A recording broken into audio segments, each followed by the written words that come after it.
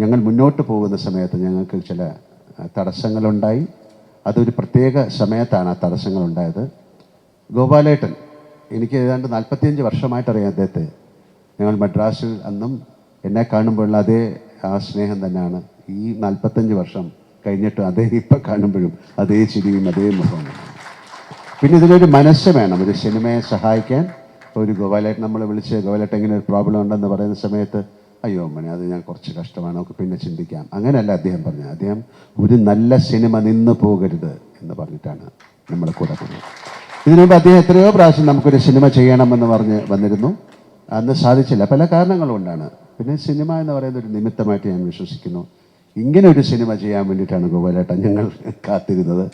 നമുക്ക് എടുത്തു പറയേണ്ട, വേറെ നന്ദി പറയേണ്ട മിസ്റ്റർ കൃഷ്ണമൂർത്തിയോടാണ്. തീർച്ചയായിട്ടും ഗണേഷ് പിള്ള, കൃഷ്ണമൂർത്തിയൊക്കെ വളരെയധികം. ഞാൻ ചോദിച്ചു എത്ര നാളായി വീട്ടിൽ പോയിട്ടെന്ന്. ഇപ്പോൾ പറഞ്ഞു 3-4 മാസമായിരുന്നു പറഞ്ഞു. ഞാൻ ആ 3-4 മാസത്തിൻ്റെ കാര്യമല്ല പറയുന്നത്, അദ്ദേഹം ഈ സിനിമയ്ക്ക് വേണ്ടി. അപ്പോൾ അങ്ങനെ ഒരുപാട് പേർക്ക് നന്ദി പറയേണ്ട ഒരു സിനിമയാണ്. തീർച്ചയായിട്ടും നിങ്ങളോടും മീഡിയയോടും ഒക്കെ ഞങ്ങൾക്ക് വളരെയധികം നന്ദിയുണ്ട്.